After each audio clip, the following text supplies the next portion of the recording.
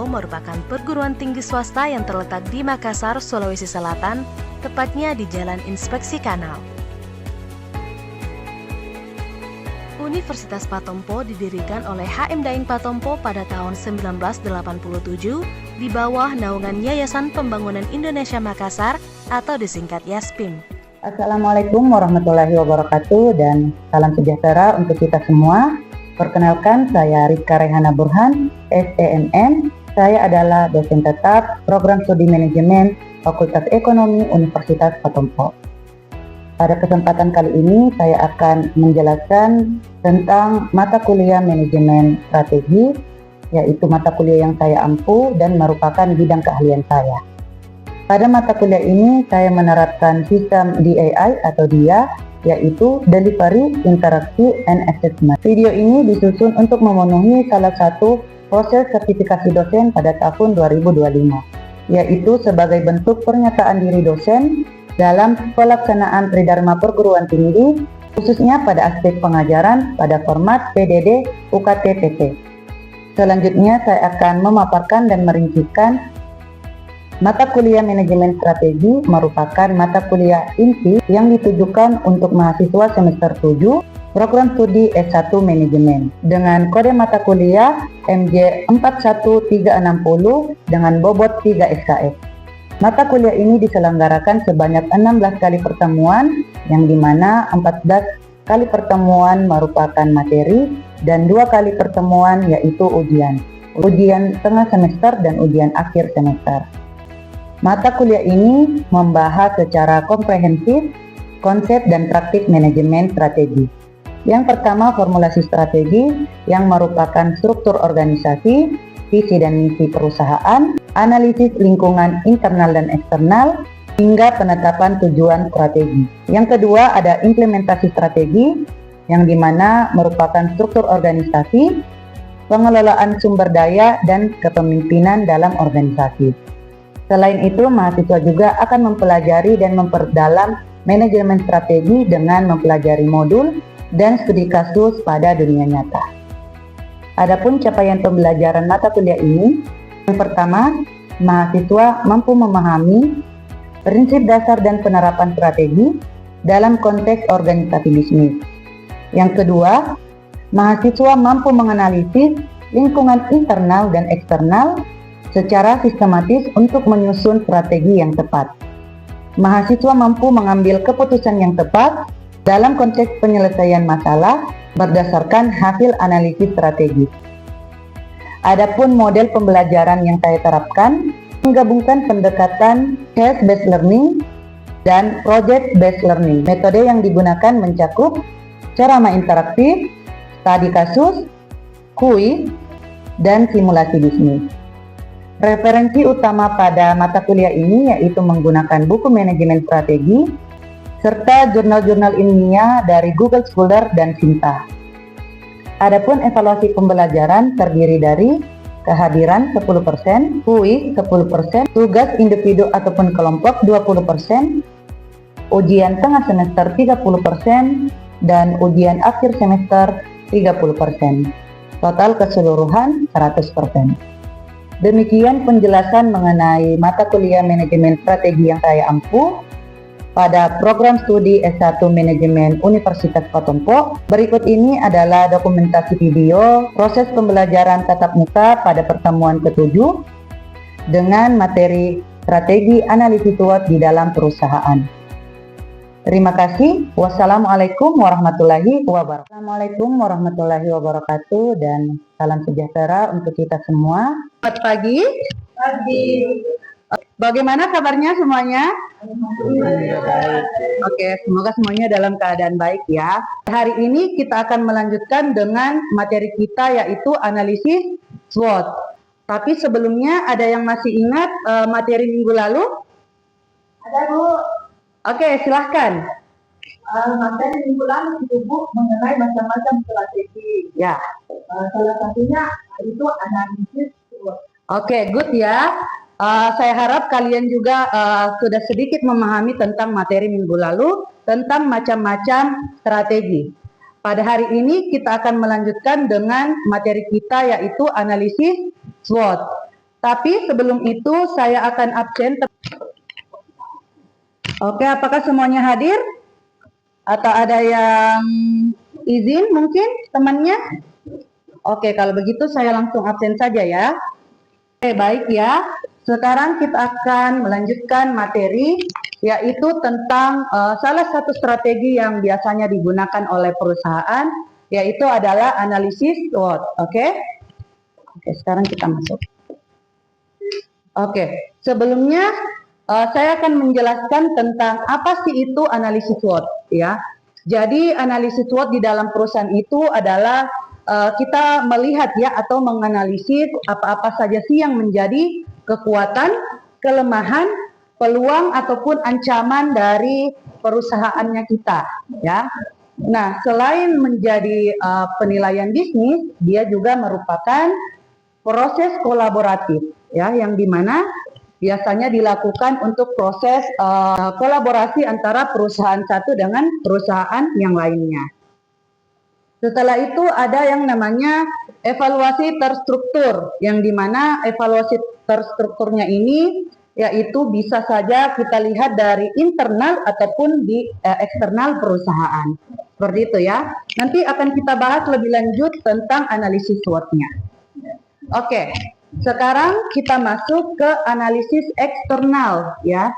Jadi analisis eksternal yaitu mengidentifikasi peluang dan ancaman dari perusahaannya kita. Ya, jadi yang pertama itu kita bisa mengidentifikasi tren pasar. Ya, apa saja sih yang menjadi tren pasar? Jadi kita bisa melihat seperti apa. Pertama persaingan. Ya, kedua kita bisa melihat pangsa pasar. Ya, jadi itu bisa kita lihat pada yang pertama yaitu identifikasi tren pasar. Setelah itu masuk yang kedua yaitu menilai kemajuan teknologi ya. Jadi bagaimana teknologi dapat membantu perusahaan dalam mengelola perusahaannya. Mungkin kalian bisa tahu ya bahwa sekarang itu sudah banyak pasar-pasar online ya, atau biasa yang kita sebut pasar e-commerce ya. Jadi contohnya itu seperti apa? Ada yang bisa jelaskan contohnya seperti apa? Yang pertama Shopee, ya benar. Apalagi? Ya benar. Tokopedia. Apalagi? TikTok Shop, benar sekali. Jadi salah satunya itu adalah seperti yang kalian sampaikan ya. Nah, yang ketiga masuk lagi yaitu periksa perubahan peraturan. Jadi dalam perusahaan juga tentu saja ada peraturan-peraturan yang berlaku yang harus kita lakukan ya. Nah, ini semua untuk mengidentifikasi peluang dan ancaman dari suatu perusahaan dengan menggunakan strategi analisis SWOT ya. Seperti itu. Kita lanjut lagi. Apa sih yang bisa kita lakukan atau bagaimana sih strategi analisis SWOT itu? Nah, bisa kalian lihat di sini di dalam analisis SWOT itu untuk mengidentifikasikan kekuatan, kelemahan, peluang serta ancaman dari perusahaan ya. Jadi untuk di kekuatannya itu bisa kalian lihat bahwa dia itu menaungi kemampuan internal, sumber daya ya, keunggulan yang memposisikan bisnis dan apa-apa saja yang menjadi kekuatan dari perusahaan. Misalnya kekuatannya itu dia mungkin sudah memiliki perusahaan yang cukup banyak ya, atau lebih dari satu. Atau kekuatan dari perusahaannya kita itu bahwa dia sudah memiliki mungkin kerjasama atau kolaboratif di luar negeri misalnya. Jadi itu merupakan semuanya kekuatan dari suatu perusahaan. Diambil saja semua. Pokoknya ditampilkan saja semua apa-apa yang menjadi kekuatan dari perusahaan. Begitu juga dari kelemahan perusahaan. Misalnya apa-apa saja keterbatasannya, apa-apa saja kekurangan internalnya dan sebagainya. Itu biasanya digunakan untuk melihat apa sih yang bisa dikembangkan ya, seperti itu. Di peluang ya. Jadi di peluang itu kondisi di mana perusahaan kita ini memiliki peluang yang besar dalam mengembangkan perusahaan. Misalnya contohnya yang kemarin apa yang sedang tren ya. Yang tren kemarin itu contohnya mungkin ada yang tahu boneka Labubu? Ya. Nah, itu sesuatu yang bisa kita jadikan peluang untuk kita mengembangkan juga perusahaannya kita. Dan adanya tren labubu itu perusahaan biasanya mau berkolaborasi ya atau mau bekerja sama dengan perusahaan tersebut ya. Jadi silakan cari peluang-peluang atau apa sih info-info terkini yang bisa kalian tampilkan atau yang bisa kalian kolaborasikan untuk membuat bisnisnya kita atau perusahaannya kita itu jauh lebih berkembang ya, seperti itu. Nah, yang terakhir ada ancaman ya, yaitu faktor eksternal, himbauan atau resiko-resiko apa saja yang bisa terjadi di dalam perusahaan ya. Jadi ancaman itu bisa jadi pesaingnya kita ya, bisa jadi juga bagaimana sistem-sistem yang ada di dalam perusahaannya kita. Jadi inilah keempat yang bisa kalian identifikasikan di dalam perusahaan sebelum kalian mengambil sebuah keputusan. Seperti itu ya. Oke, kita lanjut kembali ya. Nah, adapun sudah kita bahas tadi tentang analisis eksternalnya, sekarang kita akan membahas analisis internalnya ya. Jadi analisis internal itu adalah internal, artinya di dalam perusahaan ya. Jadi kita sekarang tidak membahas lagi di luar perusahaan, sekarang kita akan membahas di dalam perusahaan ya, apa-apa saja yang bisa kita evaluasi kekuatan ataupun kelemahannya. Yang pertama adalah menilai sumber daya ya. Menilai sumber daya, apa-apa saja yang kita punya, persediaan apa saja yang kita miliki di perusahaannya kita, dan apa-apa saja kemampuan perusahaan dalam internal ini ya. Itu yang pertama yang bisa kita lakukan. Terus yang kedua, mengidentifikasi keuntungan ya. Jadi kita menentukan dulu apa sih keunggulan utamanya kita ya. Apa sih yang kita miliki, perusahaan itu kekuatannya apa. Nah, itu bisa kalian masukkan di dalam internal perusahaan ya. Terus yang ketiga ada temukan keterbatasan ya. Ini mencakup kelemahan atau hal-hal yang harusnya kita perbaiki ya di dalam perusahaan. Jadi ada beberapa yang bisa kita identifikasikan atau yang bisa kita evaluasi terkait analisis internal. Kita akan bahas lebih lanjut. Nah, masuk lagi ke dalam SWOT ya, atau analisis SWOT yang bagaimana cara kita menganalisanya ya.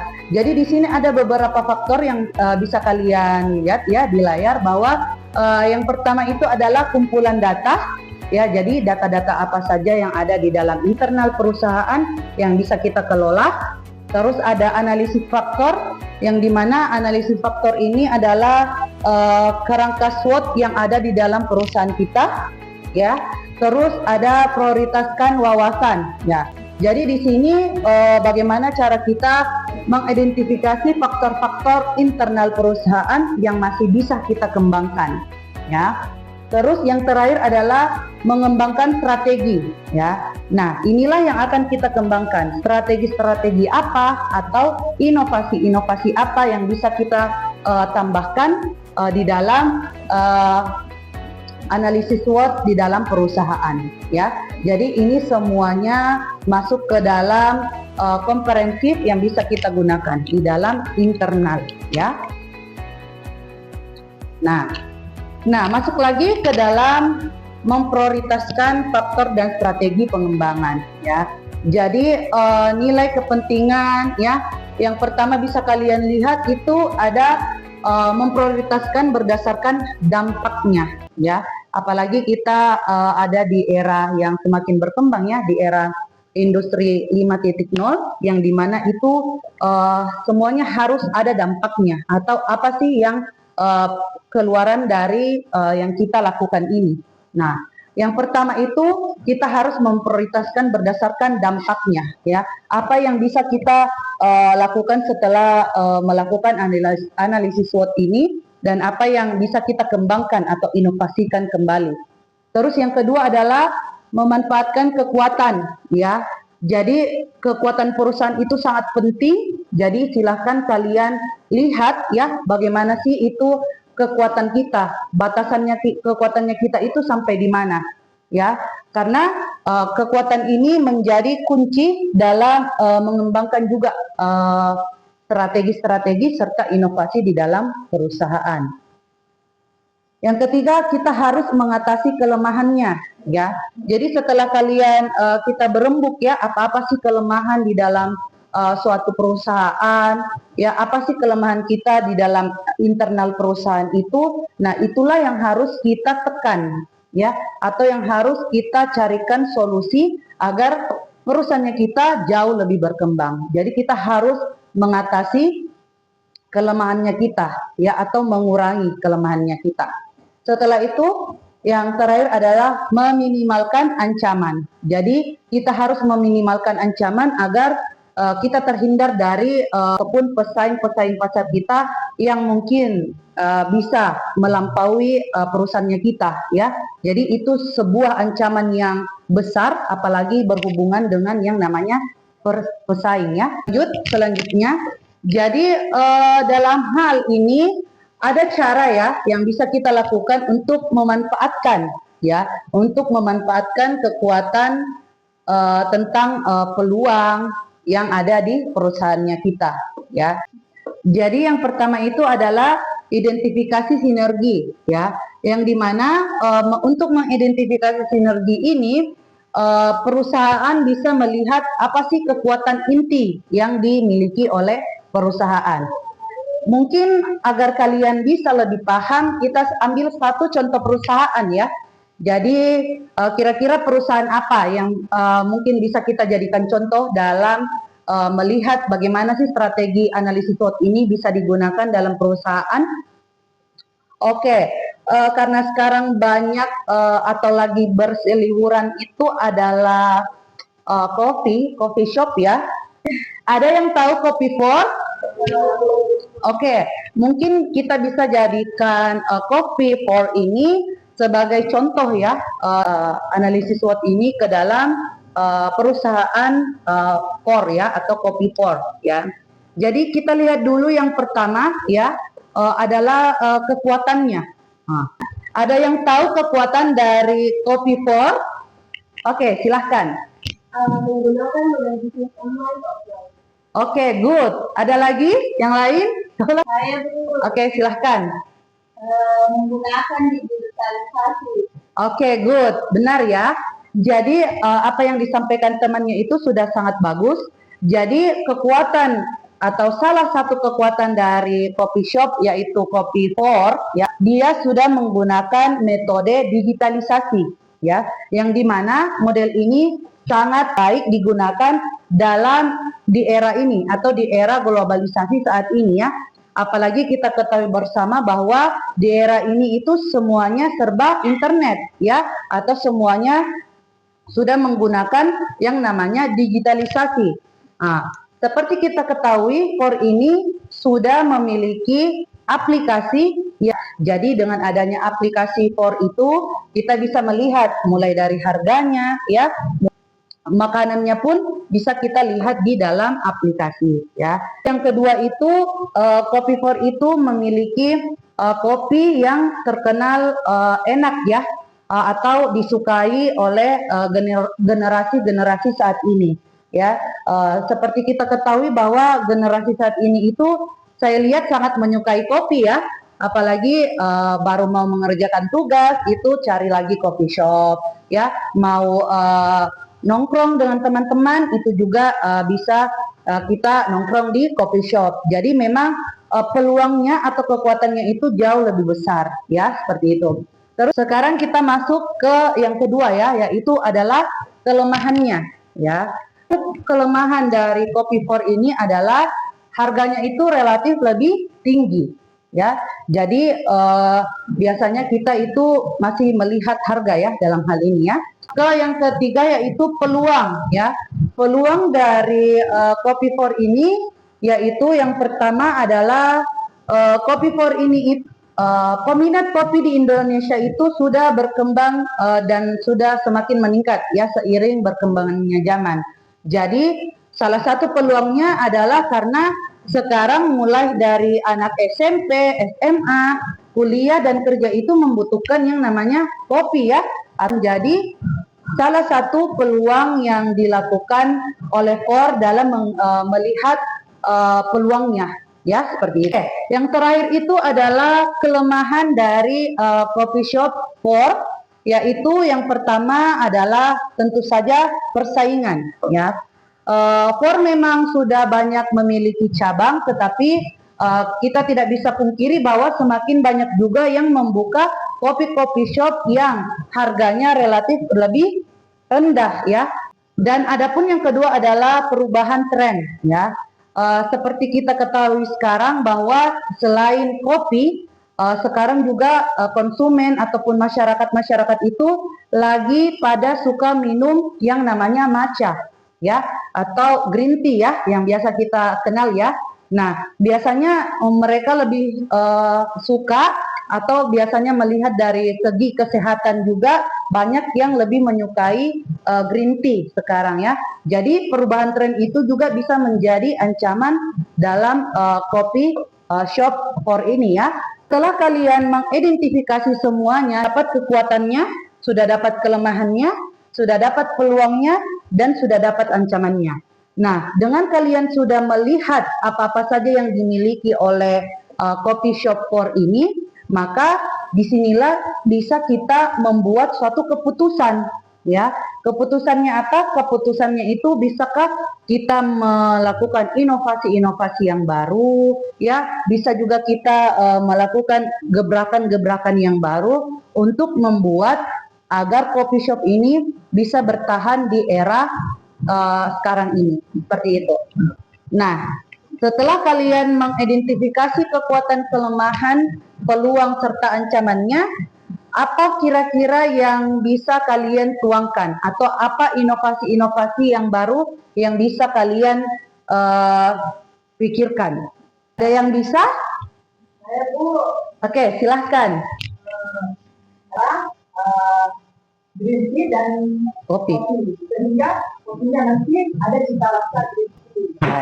Oke, good, ya. Jadi membuat rasa yang baru, ya, atau bisa juga coffee shop KOR ini itu membuat menu baru varian green tea misalnya, ya.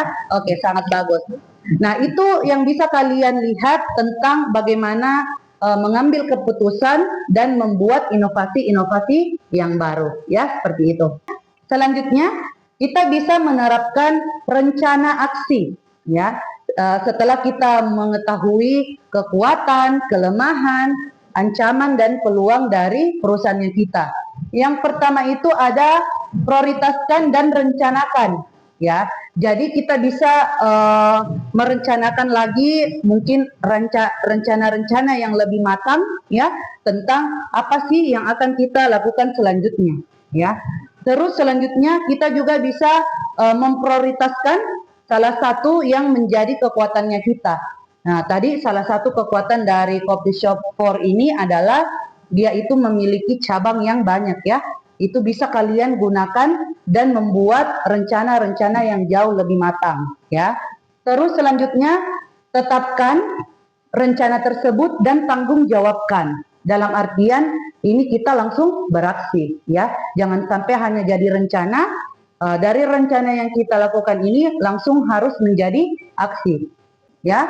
Jadi tanggung jawabnya itu sebisanya rencana-rencana yang kita sudah buat atau inovasi-inovasi yang telah kita lakukan itu bisa diterapkan atau diaksikan. Nah, selanjutnya yang terakhir itu tetap harus dipantau dan disesuaikan.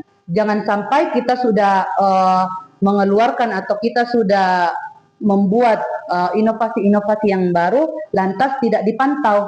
Nah, biasanya di sini yang akan menjadi kendala, ya. Oke, sampai materi di sini ada yang mau ditanyakan? Oke, silahkan. Apa saja kendala yang terjadi dalam analisis SWOT? Oke, good. Pertanyaannya, jadi apa saja yang menjadi kendala dalam analisis SWOT? Nah, biasanya kendala-kendala yang terjadi di dalam analisis SWOT itu, pertama, terkadang rencana-rencana yang telah dibuat atau inovasi-inovasi yang telah dibuat itu tidak dilaksanakan. Jadi jangan sampai terjadi hal seperti ini, ya. Jadi kita usahakan agar apa-apa saja inovasi-inovasi yang kita buat itu dituangkan atau diaksikan ya. Jadi itu yang biasanya menjadi kendala di dalam analisis SWOT ya. Oke, selanjutnya kita masuk ke kuis ya. Oke, baik, silakan kalian scan barcode yang ada di atas, nanti akan muncul kuisnya ya. Oke, silakan. Oke, baik, saya berikan waktu 10 sampai 15 menit untuk mengerjakan kuisnya. Silahkan. Saya akan memberikan tugas ya. Jadi silahkan kalian mencari satu perusahaan ya, dan silahkan analisis dan identifikasikan analisis SWOT perusahaan tersebut. Ya, paham sampai sini? Jadi silahkan kalian kerjakan tugasnya di rumah. Minggu depan akan kita bahas bersama-sama. Ya, ada yang mau ditanyakan atau sudah cukup jelas untuk materi strategi analisis SWOT hari ini? Mungkin cukup sekian ya materi strategi analisis SWOT hari ini. Terima kasih atas partisipasi dari adik-adik kalian. Kurang dan lebihnya saya juga mohon maaf. Wassalamualaikum warahmatullahi wabarakatuh dan selamat siang.